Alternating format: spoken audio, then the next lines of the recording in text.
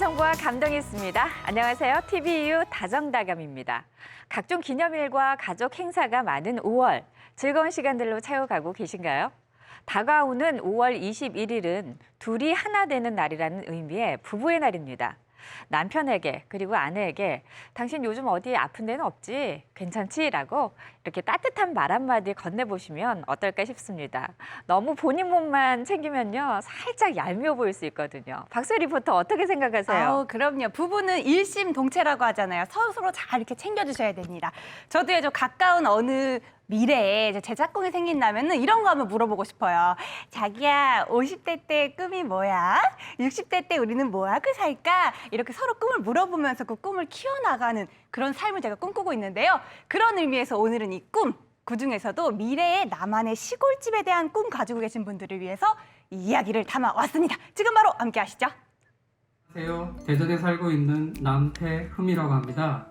비글처럼 활동적인 우리 딸아이를 위해서 얼마 전부터 시골집 리모델링을 알아보고 있습니다. 먼저 준비해오신 선배님들의 많은 이야기들을 좀 듣고 싶습니다. 조금만 알려주세요. 사실 시골에서의 삶, 누구나 한 번쯤은 꿈꾸는 삶이거든요. 하지만 도대체 어떻게 해야 되는지, 어떻게 해야 잘 살 수 있는 것인지 고민이 많으실 텐데요. 제가 그래서 오늘은요, 먼저 시골에서 살고 계신 우리 기촌 선배님들의 그 이야기를 들려드리려고 합니다. 바로 출발하시죠. 여기 하루를 살아도 내가 좋아하는 공간에서 살고 싶다 말하는 두 사람이 있습니다. 그들의 시골집 대문을 두드려 볼까요? 손끝만 닿아도 초록이 물들 것 같은 5월. 고즈넉한 부여의 한 시골 마을을 찾았습니다. 빛바랜 돌담길을 따라 걷다 보니 귀여운 분홍색 대문을 하나 발견했는데요. 집이 너무 예쁘다. 안녕하세요. 유박하 하우스에 오신 걸 환영합니다. 그런데 유박하가 뭘까요? 박하 향이거든요. 박하예요? 이 향이 너무 네. 좋죠. 그래서 제가 본명은 유미리인데 제가 나머지 삶은 이렇게 박하 향기처럼 상큼하면서도 기분 전환이 되는 그런 삶을 살고 싶어서 제 이름을 유박하라고 소리나는 대로 지었어요. 유박하라는 이름처럼 굉장히 향기롭고 뭔가 집들이 굉장히 예쁠 것 같아요. 네. 오늘 좀 집 좀 구경할 수 있을까요? 아, 그럴까요? 구경 중 제일은 남의 집 구경이라고 하죠. 게다가 무려 89년이나 된 낡은 집이 보세요. 이렇게 화사하게 바뀌었다면 집안 곳곳에 얼마나 많은 손길과 정성이 들어갔을까 기대를 하게 되는데요. 3년 전 이 집을 만나고 가장 먼저 한 일이 묵은 새우를 벗겨내고 새옷을 입혀주는 일이었답니다.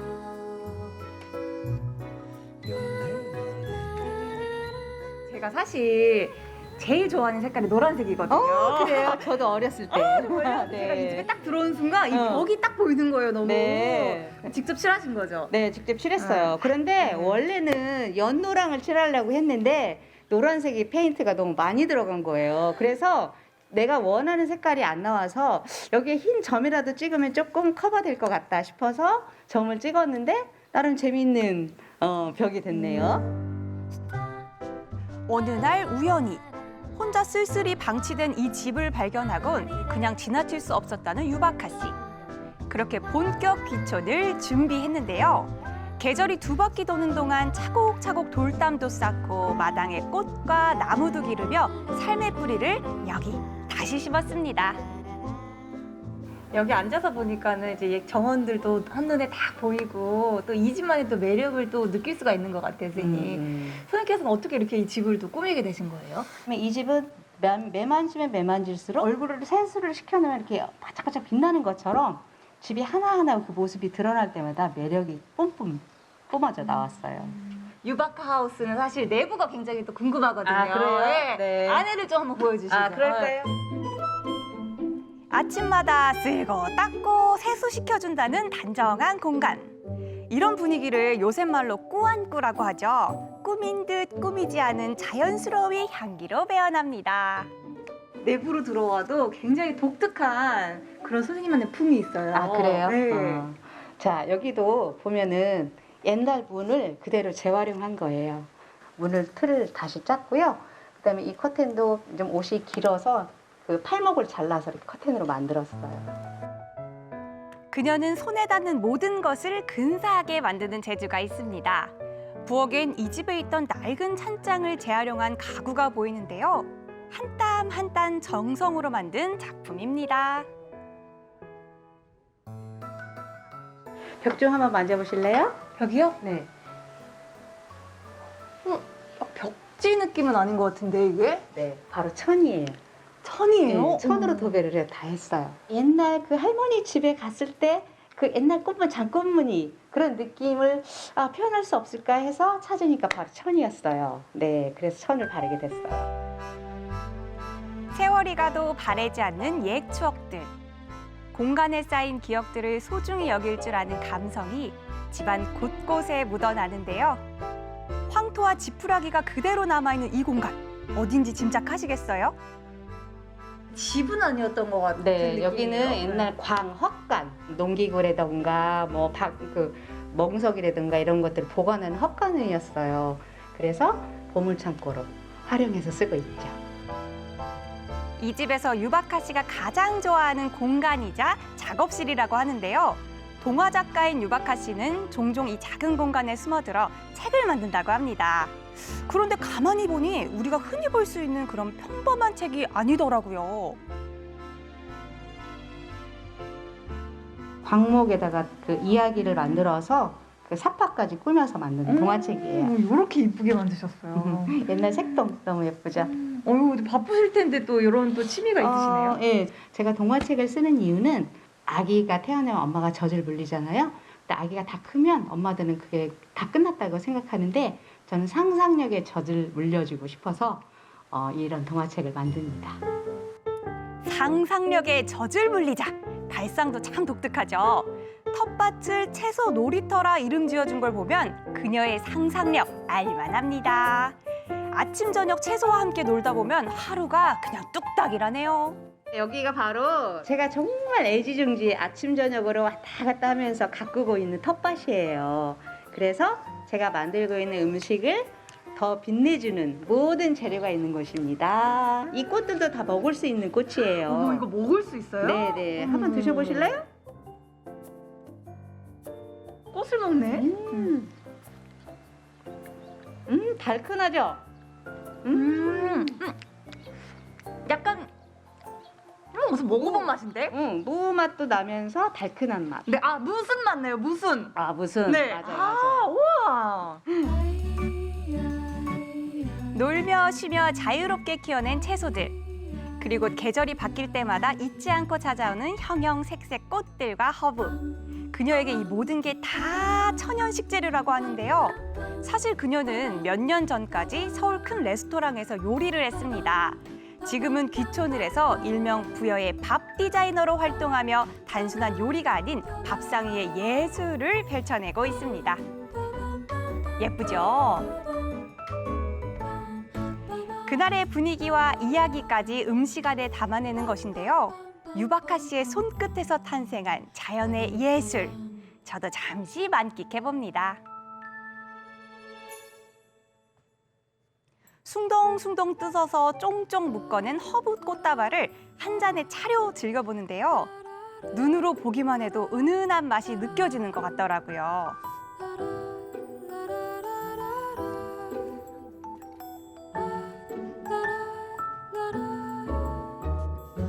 이렇게 또 차를 마시니까 또 향이 굉장히 좋네요. 근데 또 이제 선생님께서는 지금 굉장히 또 이렇게 잘 지내고 계시지만 처음에 이렇게 내려오셨을 때 또 많은 또 일들이 있으셨을 것 같아요. 주위에서 텃세는 없냐, 뭐 연고가 있냐 그런 질문을 많이 하세요. 새로 들어가는 사람이 내가 들어가서 좋은 이웃이 되어야지 그런 마음만 있으면 얼마든지 행복하게 시골 생활을 할 수 있을 것 같아요. 하루하루 집안 곳곳에 행복한 삶의 발자국을 남기며 유박하 씨는 오늘도 정원에서 콧노래를 부르고 있습니다. 집은 결국에는 자기 자신을 담아내고 그다음에 품어주는 곳이잖아요.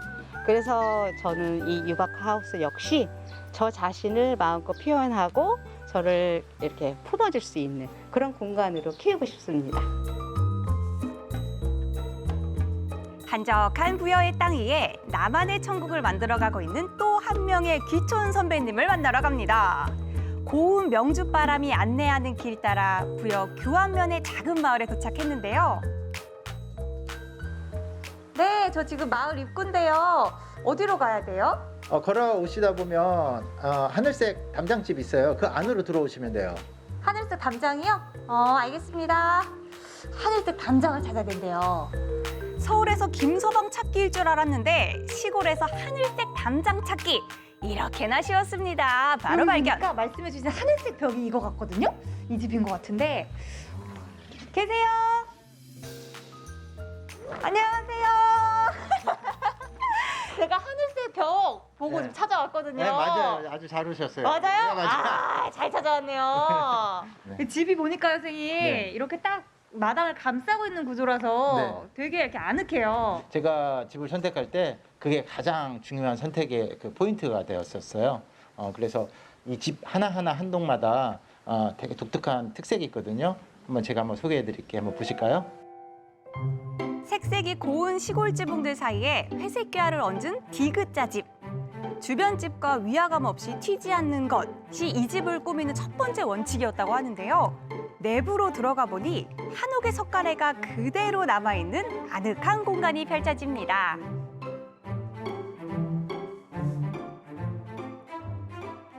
한옥이 갖고 있는 건 곡선인 것 같아요. 그래서 곡선과 조화를 위해서 지형을 만들었고요. 여행을 온 것 같은 아주 이국적인 느낌도 들고요. 너무 잘한 결정이었다고 생각을 해요. 하루하루 여행하듯 낯설고 즐겁게 살고 싶은 것. 누구나 꿈꾸는 삶이 아닐까 싶은데요. 도시에서 카페를 경영하며 살았던 이건동 씨.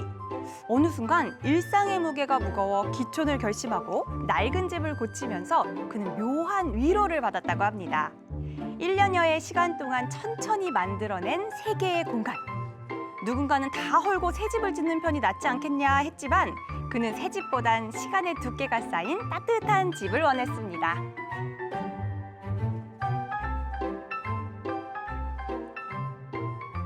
전체적인 분위기는 새 것 같아도 네. 이런 부분들을 보면은 다 옛 느낌이 다 나거든요. 지금. 네, 이제 부엌 한옥의 가장 포인트가 이 석가래하고 나무 기둥이거든요.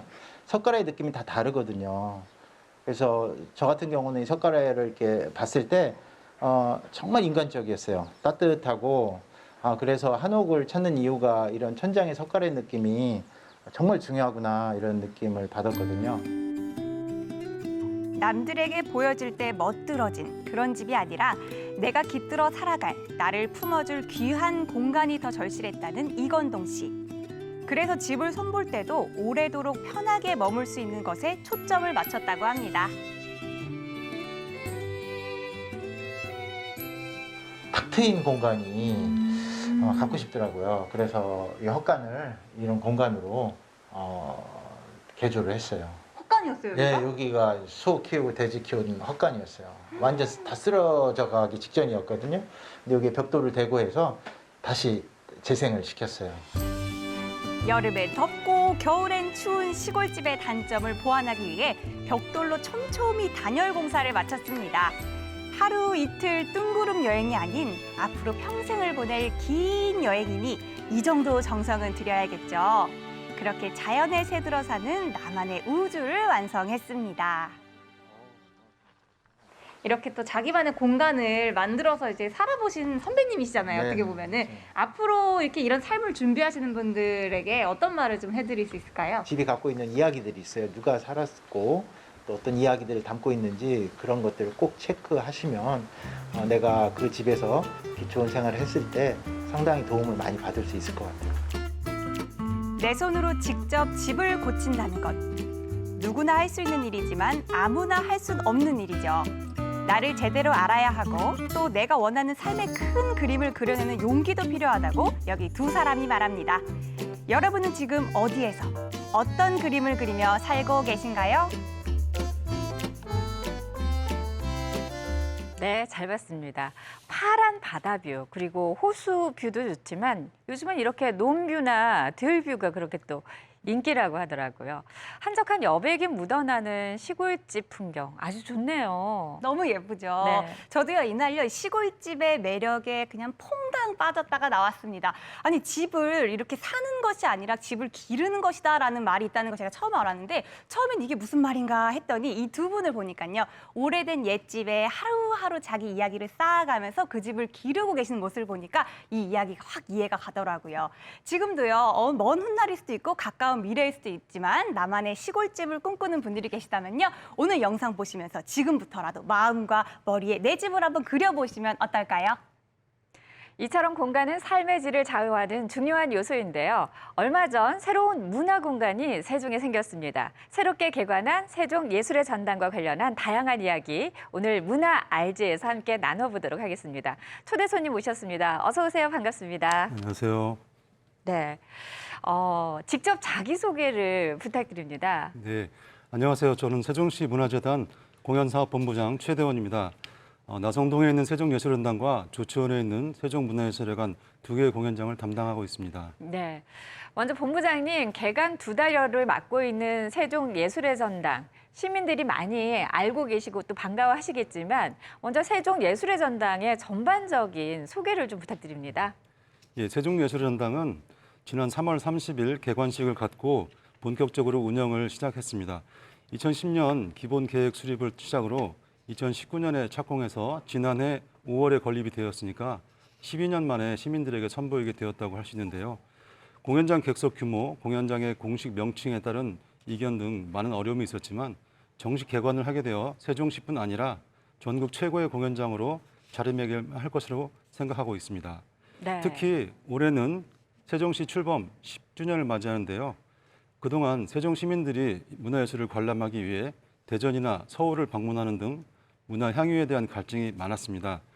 이번 세종예술연당 개관을 통하여 그러한 아쉬움을 한꺼번에 날려버릴 수 있고 행정수도 세종뿐 아니라 문화도시 세종의 새로운 얼굴이자 상징이 되고 있습니다. 네, 이제 개관한 지 딱 이제 한 달 반 정도 지났는데요. 앞으로 세종시의 문화 구심점 역할을 톡톡히 할 거라는 그런 기대감을 가지고 있습니다.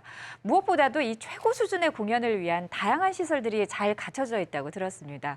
어떤 점들을 꼽을 수 있을까요? 네, 저희 세종예술연당은 연면적 3만 5천 제곱미터 넓이에 지상 5층, 지하 1층 규모로 건립되었습니다. 객석은 1층 751석, 2층 320석, 총 1071석의 대공연장과 수많은 관객이 동시 관람이 가능한 야외 공연장으로 구성되어 있는데요. 첨단 사양의 무대, 음향, 조명 시설을 갖춘 세종시 유일의 전문 공연장으로서 오케스트라 리허설 룸을 비롯해서 일반 연습실 4개, 분장실 17개를 준비하고 음악, 발레, 오페라 등 공연의 특성에 맞는 소리를 만들어주는 잔향, 가변 시스템을 갖추어서 전문 클래식 콘서트홀과 견주어도 손색 없는 풍부한 잔향을 느낄 수 있습니다. 또한 첨단 무대 기술이 접목된 뮤지컬 공연과 전막 오페라, 발레 공연이 가능한 무대 공간도 준비되어 있습니다. 무대 상부에는 무대 장치와 조명 장비를 달 수 있는 패턴이 77개가 준비되어 있고 총 513개의 무대 조명 회로를 통해서 수준 높은 공연을 선보일 예정입니다. 네, 내가 사는 지역에 이렇게 훌륭한 문화예술 공간이 있다는 거 시민으로서의 자부심도 느껴지고 무엇보다도 수준 높은 공연을 자주 접할 수 있어서 삶의 질이 높아질 수 있다는 그런 기대감이 생기는데요. 그런 의미에서 이 개관을 알리는 첫 공연 아주 의미 있는 공연이 아니었을까 싶은데요. 예, 네, 맞습니다. 지난 3월 30일 개관식과 개관 기념 공연을 통해서 세종 시민들의 진심 어린 기대와 격려를 엿볼 수 있었습니다. 이번 개관식은 김주홍과 노름마치의 퓨전 국악 식전 공연과 개관식 중 뮤지컬 공연, 식후 로비에서의 체험보 공연 등 다채로운 공연을 마련하였습니다. 본격적으로 공연장 내에서 국립 심포니 오케스트라가 드보르작의 신세계를 포함하여 총 5곡을 연주하였으며 일부에는 협연자 피아니스트 임동혁이 함께하였습니다. 역사적인 첫 공연인 만큼 많은 시민이 자리해 주셨고 곡마다 큰 박수갈채로 호응해 주시는 등 연주자와 관객 모두에게 감동적인 순간이었습니다. 개관 첫 공연이자 시민들에게 보답하고자 유일하게 전석 무료 공연으로 진행하였는데 온라인 예매 2분 만에 매진이 되어 더 많은 시민들을 모시지 못한 점은 아쉬웠습니다. 또한 4월 15일에 있었던 개관 특별 공연 푸르는 현재 많은 주목을 받는 젊은 지휘자 지중배의 지휘로 KBS 교향악단이 연주하였는데요. 특별히 푸른 세종을 모티브로 국내 최고의 작곡가 황호준, 박영란님에게 위촉한 두 곡의 창작곡과 베토벤의 대표적인 교향곡 3번 영웅 전학정을 선보였습니다. 이 공연부터는 무료 공연이 없이 유료로 진행하였는데 역시 5분 만에 매진이 되어서 세종 시민들의 문화적 갈증과 많은 기대를 알 수 있었습니다. 3월 30일 개관 공연의 진행 예정이었으나 우천으로 연기되었던 야외 공연장의 불꽃 공연과 폭죽 공연 역시 코로나로 인해 2년 넘게 못 보던 장면이라 시민들의 호응이 매우 좋았습니다. 첫 공연 때 또 굉장히 긴장하셨을 것 같은데 조금 같이 좀 즐기셨어요? 어떠셨어요? 예, 개관 첫 공연은 매우 감동적이었습니다만은 공연을 준비하는 입장에서는 즐기지 못하는 게 현실이죠.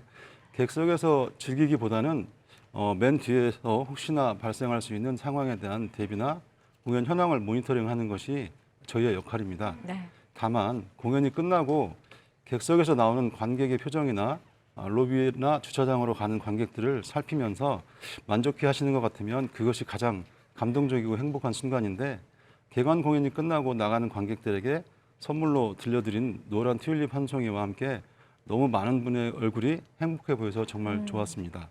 정말 이 개관 첫 공연은 많은 분들이 잊지 못하실 것 같은데 더군다나 이렇게 예쁜 꽃 선물까지 주셔서 많은 분들이 행복하셨을 것 같아요. 이렇게 개관 공연도 잘 치르셨으니 앞으로 이 시민들의 기대감이 엄청 높아질 것 같은데요.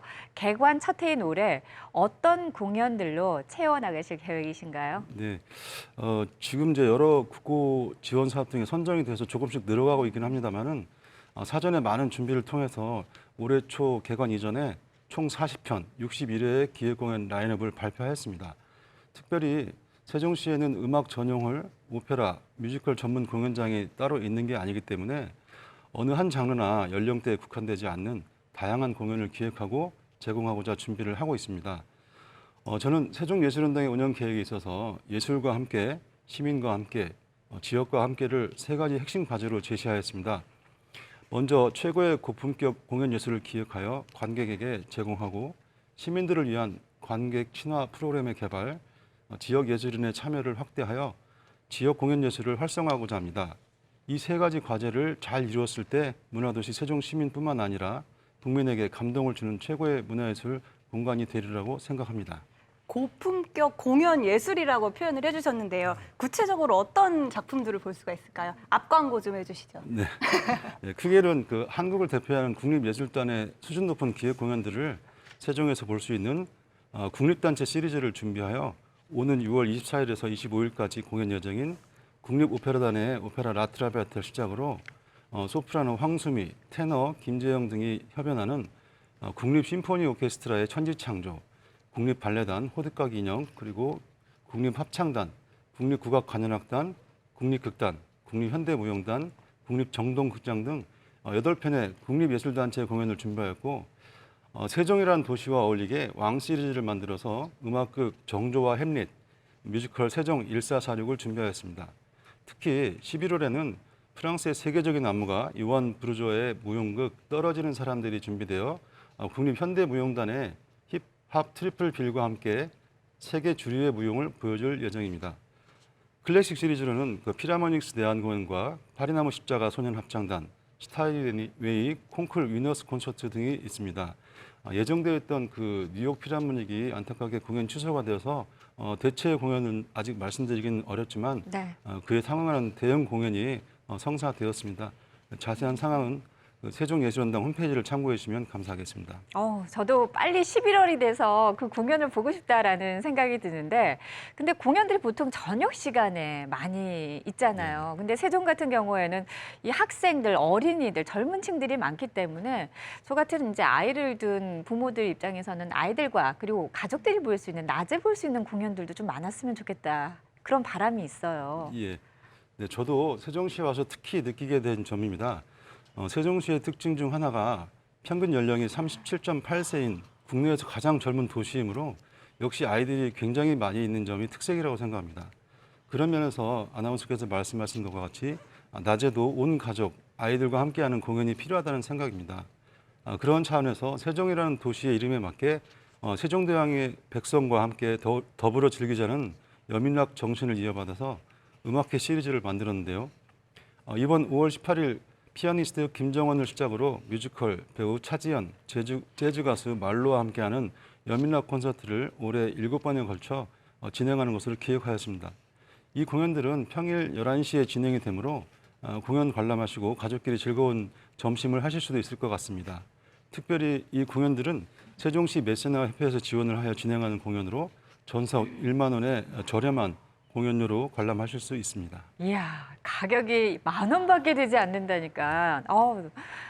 다 보고 싶은 그런 생각이 듭니다. 이런 공연들이 앞으로도 더 많아지면 좋겠다라는 생각이 들고요.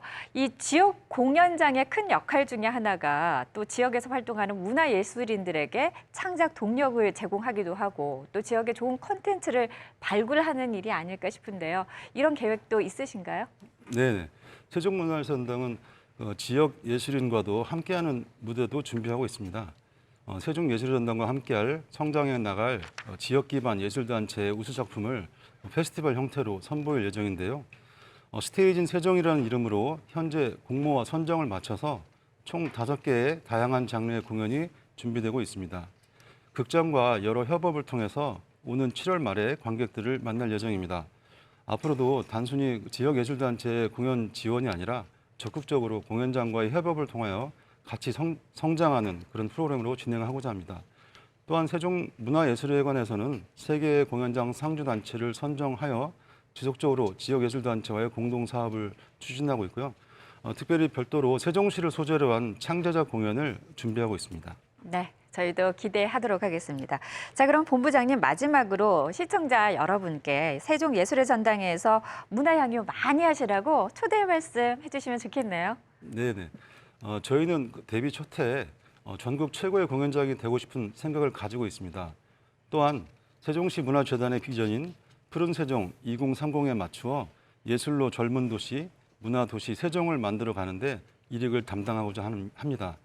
문화도시 세종 시민과 국민에게 감동을 주는 최고 문화예술 공간이라는 극장의 미션을 가지고 대한민국 새 대표 공연장이 될 수 있도록 감동을 주는 최고 문화예술을 선보이며 시민에게는 다양한 문화예술 향유의 기회를 제공하고 지역과 함께하는 문화예술 공간이 되도록 하겠습니다. 지역적으로 세종시뿐 아니라 가까운 대전에서도 좋은 공연 많이 관람하실 수 있도록 자주 세종예술전당을 찾아주시면 좋겠습니다. 감사합니다. 네, 저도 좋은 공연 꼭 보러 가도록 하겠습니다. 오늘 나와주신 두 분 고맙습니다. 고맙습니다. 감사합니다. TVU 다정다감, 오늘 저희가 준비한 소식은 여기까지입니다. 함께해 주신 여러분 고맙습니다.